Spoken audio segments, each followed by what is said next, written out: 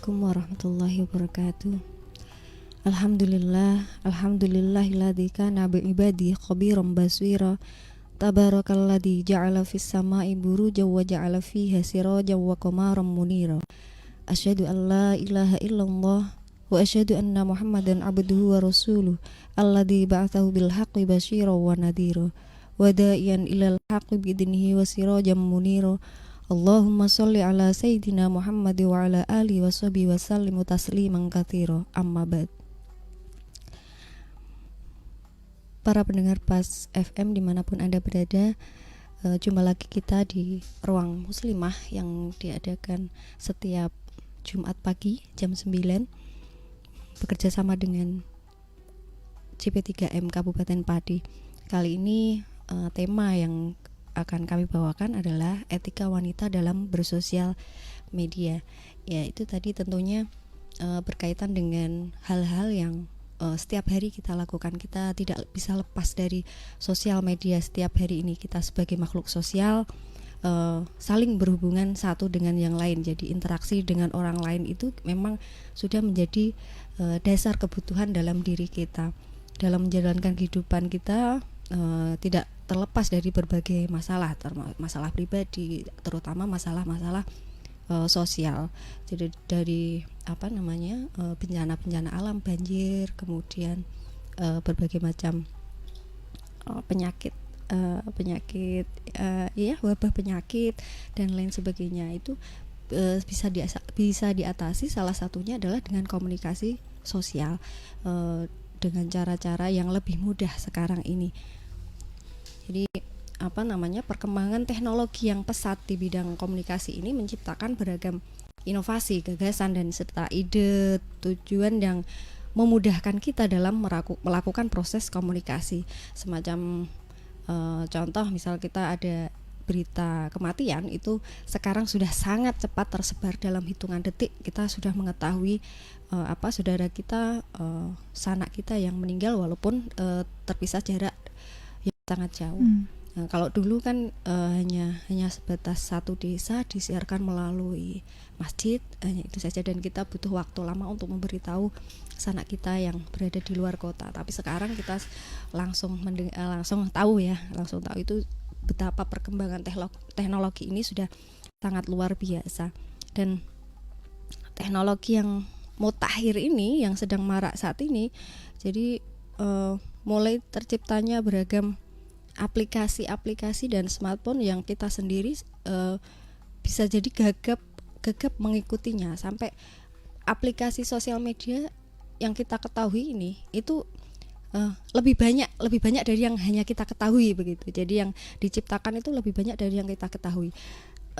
Itu baru aplikasinya, belum lagi handphonenya, smartphone-nya. Kita bulan ini beli seri terbaru, minggu depan sudah keluar lagi seri terbaru lagi, sehingga bisa dikatakan kepontal-pontal mengikuti fitur-fitur yang keluar yang sangat canggih ini. Media sosial bagi masyarakat ini bukan hanya sebagai pengganti proses komunikasi secara langsung saja, tetapi media sosial ini lebih mempermudah kita baik dari proses informasi maupun sosialisasi. Nah, ini yang segi positif yang bisa kita ambil. Fungsi-fungsinya adalah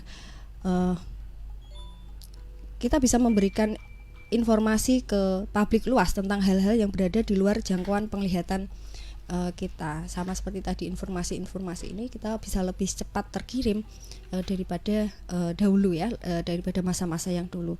Kemudian kita bisa melakukan seleksi, evaluasi dan interpretasi atas informasi yang diperoleh. Artinya memang kita harus hati-hati. Jadi bisa konfirmasi dulu ini betul apa tidak, itu juga bisa kita konfirmasi secara tidak terus ditelan mentah-mentah ya. Kemudian fungsi lain ya menyampaikan nilai dan warisan sosial budaya kepada masyarakat. Contohnya seperti di Kajen itu ada khol Kajen setiap 10 suro, di Ngemplak ada 10 sapar setiap 10 sapar hallnya. Nah ini masyarakat lain di luar daerah itu bisa mengetahui melalui sosial media ini apa yang ditampilkan di sosial media ini. Jadi sekarang itu kalau buka Selambu Mbak Mel itu sekarang kan sudah live ya, live streaming. Jadi orang-orang yang tidak bisa hadir bisa mengikuti melalui live streaming. Yang dulu tidak tahu acara di dalam seperti apa karena bejubel ramai, sekarang itu bisa malah lebih jelas melalui live streaming itu tadi. Jadi kita tidak perlu repot-repot jauh mengunjungi rumah teman, mengunjungi rumah saudara, cukup memiliki akun sosial kita bisa tahu kehidupan sehari-hari mereka. Namun ada satu hal yang terkadang kita lupa, bahwa media sosial itu ya segala sesuatu itu termasuk media sosial mempunyai sisi dampak buruk selain dampak positifnya. Jadi ada dampak positif, itu ada dampak negatif yang terkadang kita lupa. Jadi tidak jarang karena media sosial ini muncul, kita jumpai permusuhan, kemudian berita hoak, terus kemudian pembulian atau juga pembunuhan karakter, itu yang sakit tapi tak berdarah ya ini pembunuhan karakter ini. Dan dampak lain yang tentunya sudah dirasakan oleh pengguna sosial media, seperti kalau orang-orang di Korea itu, artis di Korea itu sampai bunuh diri karena pembulian, cyberbullying gitu ya. Jadi itu luar biasa efeknya. Kiat-kiat yang mesti diperhatikan supaya kita supaya hal positif saja yang bisa kita ambil dalam bersosial media. Yang pertama adalah komunikasi atas dasar kebenaran dan kesabaran. Dalam melakukan aktivitas komunikasi, Islam memandang bahwa komunikasi yang dilakukan harus ada tujuan dan maksud yang baik. Jadi memang menyampaikan berita-berita yang benar saja, sehingga untuk orang itu tidak salah langkah ketika ditiru ya. Jadi kita berdakwah, istilahnya berdakwah itu kan menyampaikan komunikasi ya. Dakwah itu juga untuk saling mengingatkan kebaikan dan saling menasihati dalam kebenaran. Nah, sebagaimana firman Allah, Bismillahirrahmanirrahim, wal asri innal insana lafi khusrin illal ladzina amanu wa amilus solihati wa tawassaw bil haqqi wa tawassaw bis sabr. Demi masa, sesungguhnya manusia itu benar-benar dalam kerugian, kecuali orang-orang yang beriman dan mengerjakan amal saleh dan nasihat menasihati supaya mentaati kebenaran, dan nasihat menasihati supaya menepati kesabaran. Jadi menyampaikan berita yang benar, informasi yang benar, mengajak pada kebenaran, bukan menyampaikan berita hoax. Jadi banyak sekali kita nyun sewu yang masih gagap dalam bersosial media, ketika mendapat informasi itu hawannya langsung kepengen di-share, merasa paling pertama kali dapat berita, dikiranya yang lain itu belum dapat informasi, sehingga ini motivasi untuk meng-share itu luar biasa. Jadi ini saya pertama kali tahu, sehingga padahal belum dicek kebenarannya, belum dicek apakah ini memang dari sumber terpercaya. Jadi itu memang kita harus berhati-hati, sangat berhati-hati. Saya itu Mbak Amel, kalau ada informasi saya pertama kali orang yang langsung ngasih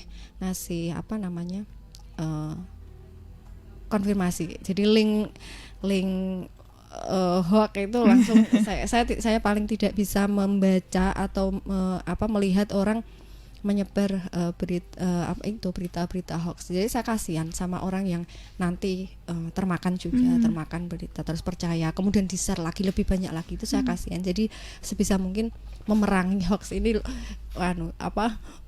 luar biasa saya. Kalau ada itu Pak greget begitu. Yang kedua, filterisasi dalam menerima informasi, tabayun. Jadi kita harus melakukan check and recheck sebelum berpendapat. Dalam aktivitas komunikasi itu kan tentu ada aktivitas penerimaan dan penyampaian informasi ya. Seiring dengan perkembangan teknologi informasi komunikasi melalui jaringan internet dalam media sosial, kita sangat mudah menemukan atau menerima informasi tentang apapun tanpa terhalang jarak dan waktu. Kita bisa mencari artikel-artikel terkait hal apapun yang kita butuhkan. Nah, ini kita juga harus hati-hati. Bisa jadi artikel itu artikel yang sembarangan, mereka asal post itu juga bisa, asal bisa bikin ya itu tadi, asal bisa bikin artikel kemudian di-share. Nah, ini yang menggunakan acuan ini kan juga harus berhati-hati juga. Jadi banyak sekali informasi-informasi yang ya ada yang betul, ada yang salah. Maka kita harus melakukan cek dan recheck itu. Firman Allah begini, ya ayyuhalladzina amanu in ja'akum fasikum binaba'in fatabayyanu an tusibu qauman bijahalatin fatusbihu ala ma fa'altum nadimin. Hai orang-orang yang beriman, jika datang kepadamu orang fasik membawa suatu berita, maka periksalah dengan teliti, agar kamu tidak menimpakan suatu musibah kepada suatu kaum tanpa mengetahui keadaannya, yang menyebabkan kamu menyesal atas perbuatanmu itu. Ini perlunya berhati-hati dalam menyampaikan berita dan mencari informasi. Bisa jadi informasi ini salah. Misalkan kita mencari informasi tentang penyakit, terus bagaimana obatnya, ternyata artikel yang di-share itu adalah salah. Nah, ini kan membahayakan tentunya. Ternyata obatnya yang di-share itu salah. Ini bisa jadi malah menimbulkan madarat yang luar biasa. Maka kita perlu hati-hati, dan itu tadi check and recheck. Dari ayat tersebut tadi bisa diambil kesimpulan bahwa apabila telah datang berita dari orang fasik, atau bisa juga dari berlaku untuk orang umum semuanya, berlaku untuk berita yang datang dari siapa saja, maka kita diharuskan untuk memeriksa dan meneliti lebih dahulu apakah benar ataupun salah. Jadi terkhusus di zaman teknologi ini, berita hoax, fitnah, dan ujaran kebencian itu sangat banyak beredar luas di media sosial. Maka tiga hal yang harus dilakukan sebelum menerima dan menyampaikan informasi itu: pertama, divalidasi ya, cek kesahihan, diverifikasi, cek kebenaran, dan juga diklarifikasi, cek kejelasan sumber informasinya. Begitu. Yang selanjutnya, kiat yang selanjutnya adalah menghindari saling mengolok-olok atas perbedaan. Nah, ini biasanya kalau kita tidak seiman, tidak sejalan, itu biasanya memang terjadi perdebatan, kemudian mengolok-olok, pertengkaran, sehingga saling melaporkan. Ini biasa terjadi. Yang baru saja terjadi kemarin Neng Imas ya, dari Lirboyo, ada Eko Kuntadi ya, kalau tidak salah, itu dia mengomentari apa yang disampaikan Neng Imas. Ini bisa, padahal dia ilmu yang tidak seberapa mengomentari. Nah, ini kan salah. Jadi kalau memang tidak setuju ya bukan seperti itu caranya. Mungkin bisa dengan lebih halus lagi. Jadi kita harus bisa menahan diri terhadap keinginan untuk mengolok-olok dan merendahkan orang lain, mencaci maki atau melakukan tindakan penghinaan yang dapat menumbuhkan kebencian. Nah, apalagi mengingat mereka juga adalah saudara seiman kita. Boleh jadi yang kita olok-olok ini adalah lebih mulia di sisi Tuhan, kan kita tidak tahu ini.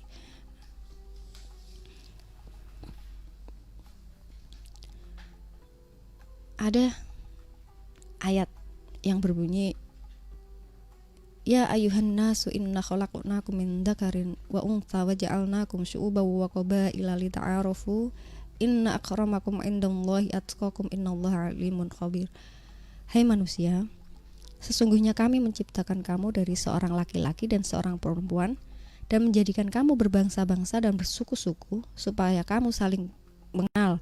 Sesungguhnya orang yang paling mulia di antara kamu di sisi Allah ialah orang yang paling takwa di antara kamu. Sesungguhnya Allah Maha mengetahui lagi Maha mengenal. Ini adalah perbedaan-perbedaan di Indonesia itu terdapat kemajemukan ya, kemajemukan suku, budaya, bangsa, agama, itu semuanya berbeda-beda.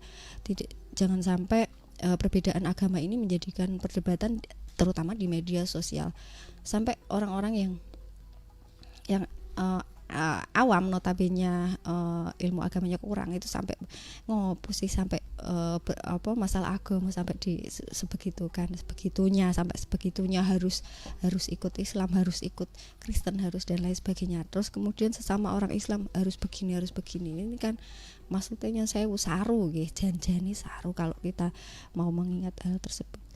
Jadi memang Allah, dari ayat tersebut Allah menciptakan manusia itu memang diciptakan secara berbeda-beda untuk saling mengenal.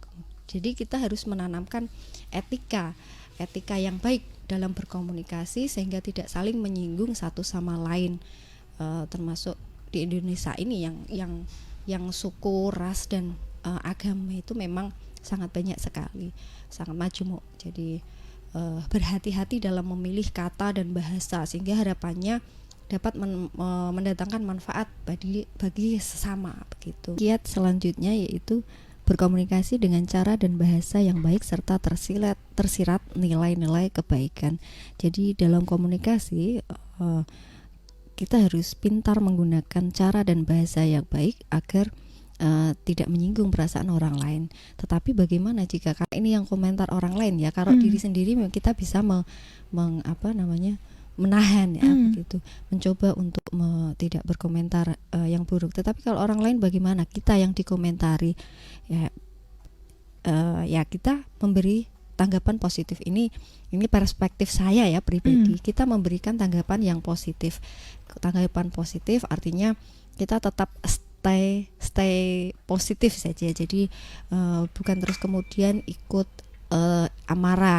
mengikuti amarah, kemudian membalas dengan perkataan yang buruk juga. Itu jadi kita harus bisa menahan itu, stay positif. Yang kedua, bersikap sopan. Jadi dengan bersikap sopan kita akan tampil elegan di mata orang lain. Maksudnya yang membaca komentar lain, pembaca komentar lain. Artinya kita bisa bersikap elegan dengan sikap sopan itu tadi. Jika sudah bersikap demikian, kita bisa menanggapi positif tadi, tapi masih saja dikomentari negatif, kita ambil langkah 1000, kita cuekin saja. Nyuwun sewu, ini perspektif saya, kita cuekin saja. Maksudnya bagaimana wong tidak bisa diajak apik-apik gitu. Ibaratnya ora iso dijak apik-apik gitu. Kita ambil langkah diam saja. Diam lebih baik daripada kita menanggapi tidak ada kelarnya, atau kita gunakan fasilitas hapus dari media sosial. Biasanya kita punya wewenang untuk menghapus komentar-komentar buruk tentang kita. Jadi tiga hal ini yang menjadi solusi itu tadi buat Ibu Iman. Pangapunten, ini pure perspektif saya. Jika memang hal-hal semacam ini masih kurang ya pripun, karena kita musuh netizen Indonesia itu memang terkenal luar biasa. Nyuwun sewu. Jadi banyak sekali artis-artis yang termakan komentar sehingga emosional, sehingga terus sampai mengajukan ke meja hijau. Ini ya karena memang netizen kita itu jempolnya itu sangat jos sekali. Nah, itu yang tidak kenal, itu artis itu kan tidak kenal ya, apalagi yang ya mestinya sahabat-sahabat kita sendiri yang tahu kehidupan kita itu. Nyinyir itu tidak bisa kita hindari. Jadi sikap nyinyir dari netizen itu memang tidak bisa kita hindari, apalagi kalau di media sosial yang kita tampilkan itu adalah rasa bahagia kita aja. Rasa bahagia kita, senang-senang itu yang diketokno, atau pas kita lagi makan, kita lagi kreasi, kita sama keluarga. Nah, ini yang timbul kalau orang hasud itu yang timbul kan rasa iri, sehingga kemudian muncullah komentar-komentar buruk itu tadi. Maka kita sebagai yang dinyinyiri ya memang harus hati-hati sekali lagi. Makanya berhati-hati dalam posting sesuatu di media sosial. Ngoten. Jadi kembali lagi tadi ya, kiat yang selanjutnya berkomunikasi dengan cara dan bahasa yang baik serta tersirat nilai-nilai kebaikan. Sebagaimana firman Allah, ud'u ila sabili rabbika bil hikmati wal mau'izatil hasanah wajadilhum billati hiya ahsanu inna rabbaka huwa a'lamu biman dhalla an sabilihi wa huwa a'lamu bil muhtadin. Yang artinya, serulah para manusia kepada jalan Tuhanmu dengan hikmah dan pelajaran yang baik, dan bantahlah mereka dengan cara yang baik. Sesungguhnya Tuhanmu, dialah yang lebih mengetahui tentang siapa yang tersesat dari jalannya, dan dialah yang lebih mengetahui orang-orang yang mendapat petunjuk. Ayat di atas mengandung perintah bahwa hendaklah dalam melakukan komunikasi harus dengan cara yang bijak, dan komunikasi bersifat nasihat yang baik dan santun. Jika kita berkomunikasi dengan orang-orang yang keras hatinya, nah itu tadi orang yang keras hatinya, maka hendaklah berkomunikasi dengan cara debat, tetapi dengan bahasa yang santun, lembut dan mengena di hati orang tersebut, orang yang diajak berkomunikasi. Nah, itu jadi ya ini sudah ada saran dari saran dari apa Quran ya, langsung. Memang kalau ada orang yang keras hatinya ya kita lawan, tetapi tetap dengan bahasa yang santun. Makanya tadi saya bilang kepada Bu Ima bahwa tanggapan kita tetap harus stay positif dan kita harus tetap bersikap elegan itu tadi. Jadi dalam memang menanggapi orang-orang di media sosial ya nggih pripun, karena banyak orang banyak kepala, banyak sifat. Betul sekali. Terima kasih untuk Ibu Ima yang sudah gabung. Ini semoga bisa lebih tadi ya menerapkan contoh yang sudah Ustazah sampaikan. Semoga tidak ada yang nyinyir lagi di media sosial. Oke, kita lanjutkan lagi Ustazah. Baik.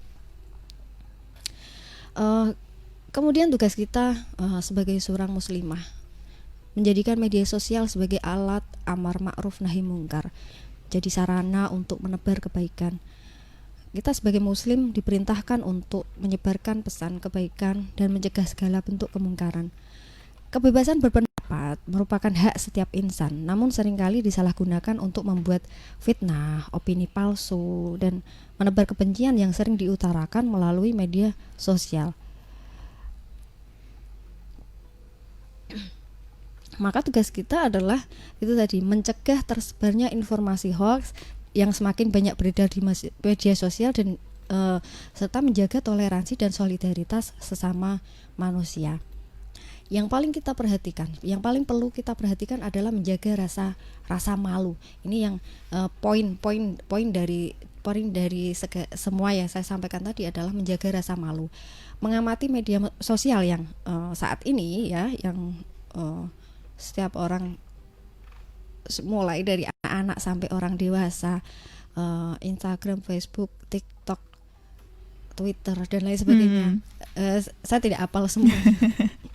Saya hanya punya Instagram.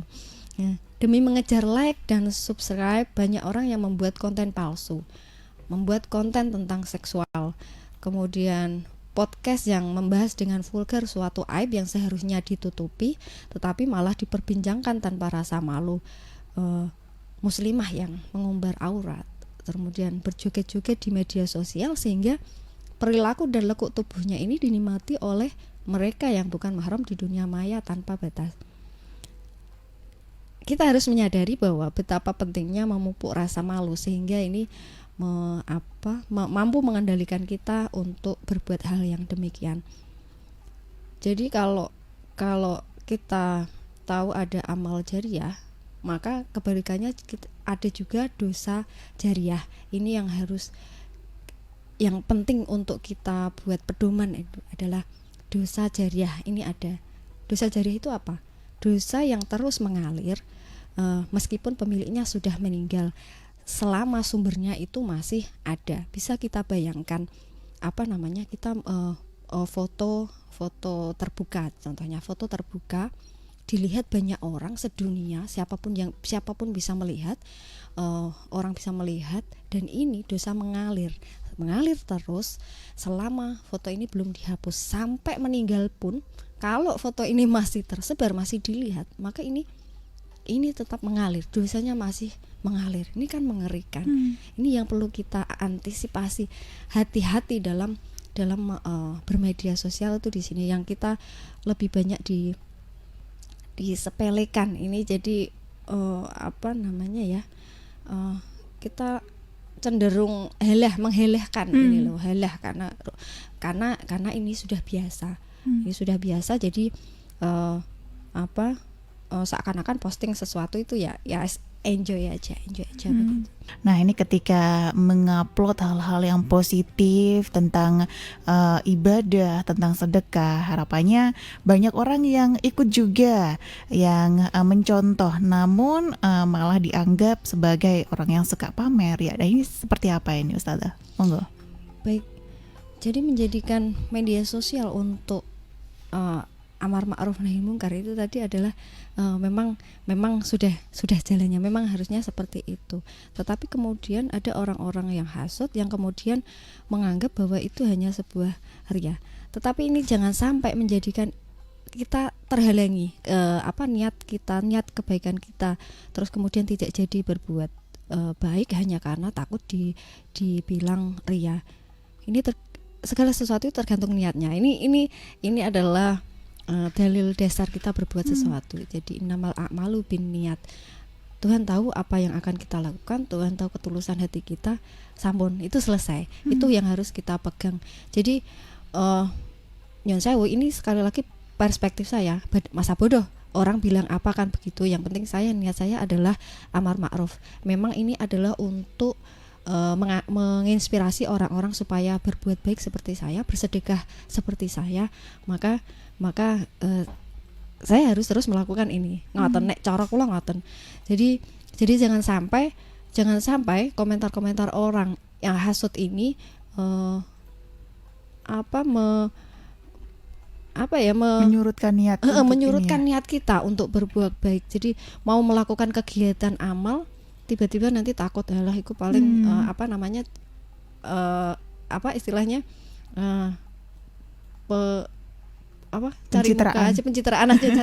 pencitraan aja. Nah, ini jangan sampai menyurutkan niat kita. Jadi tetap kita dalam itu tadi pegangan yang kita pegang itu tadi, innamal a'malu binniyat. Tuhan tahu apa yang akan kita lakukan dan Tuhan tahu ketulusan kita. Maka tetap kita lakukan yang terbaik daripada tidak amal, daripada kita tidak sedekah, daripada kita tidak melakukan apa-apa hanya karena takut dianggap ria. Lah mending kita melakukan apa-apa kan ngoten. Cara gampangane ngoten. Iya, itu tadi untuk Ibu Nurul ya yang ada di Margorejo. Semoga tidak menyurutkan Ibu Nurul untuk tetap share kebaikan, hal-hal yang positif. Nah, karena memang waktu kita terbatas ini Ustazah, monggo kesimpulan di pagi hari ini. Baik, kita sebagai muslim yang cerdas harus mampu memanfaatkan media sosial untuk sesuatu yang bermanfaat, menyampaikan pesan-pesan positif sebagai upaya antisipasi dampak buruk dari penggunaan media sosial, paham batasan-batasan yang bisa ditampilkan di media sosial, serta penting untuk mengedepankan adab, norma ataupun rambu-rambu dalam setiap aktivitas yang kita lakukan. Oke, itu tadi Mitra Pals pembahasan kita terkait dengan etika wanita dalam bersosial media. Terima kasih untuk Ustazah yang sudah rawuh di pagi hari ini. Assalamualaikum warahmatullahi wabarakatuh Ustazah. Waalaikumsalam warahmatullahi wabarakatuh. Terima kasih juga untuk Anda Mitra Pas yang sudah setia mengikuti program Ruang Muslimah sampai akhir. Dan Amel juga seluruh kerabat kerja yang bertugas pamit undur diri. Dan akhir kata, informasi Pas FM pasti. Wassalamualaikum warahmatullahi wabarakatuh. Demikian Dunia Wanita spesial hari ini. Ruang Muslimah dipersembahkan oleh 101 FM Pas Pati. Sampai jumpa.